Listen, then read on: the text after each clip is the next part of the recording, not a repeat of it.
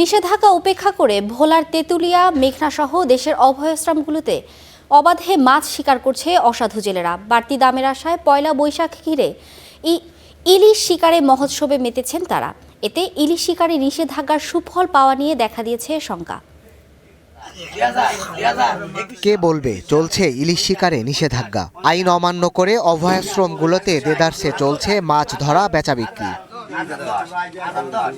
ইলিশের উৎপাদন বাড়াতে ভোলার মেঘনা তেঁতুলিয়া নদীর ১৯০ কিলোমিটার এলাকা রয়েছে নিষেধাজ্ঞার আওতায়। কিন্তু কে শোনে কার কথা? চলছে নির্বিচারে ইলিশ শিকার।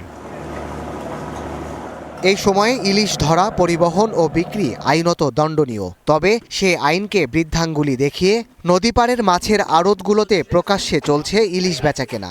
পরিবারের চাহিদা পূরণ করার জন্য মাছ কিনতে আসছি, কিন্তু এখানে মাছের দাম অনেক বেশি। সামনে হলো পয়লা বৈশাখ, এই সময় ইলিশের একটা চাহিদা থাকে। ইলিশ মাছ কম পাওয়ার কারণে ইলিশ মাছের দাম অত্যন্ত একটু বেশি।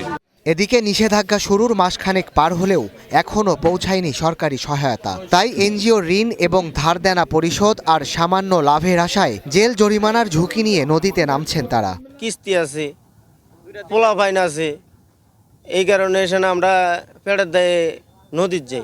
ইয়া করে যাইতে আছি, ২-৪টা ইলিশ ধরবো, তারপরে বিক্রি করবো। ওরা আসলে পেটের দায় হলেও নদীতে যায়। আরেকটা বিষয় হচ্ছে যে এনজিওর যে কিস্তি, এই দুইটার চাপে জেলেরা হয়তো টুকিটাকি সবাই না, কিছু জেলেরা নদীতে যায়। নিষেধাজ্ঞা অমান্যে কঠোর ব্যবস্থা আর নিয়মিত অভিযানের কথা জানালেন মৎস্য কর্মকর্তা। তো আমাদের এখন অভয়াশ্রম এলাকা মাছ ধরা নিষিদ্ধ চলছে।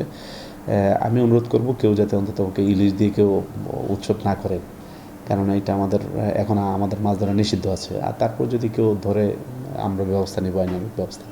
নিষেধাজ্ঞার সুফল নিশ্চিতে সরকারি সহায়তা নির্দিষ্ট সময়ে পৌঁছানোর দাবি মৎস্যজীবীদের। Desk report, star news.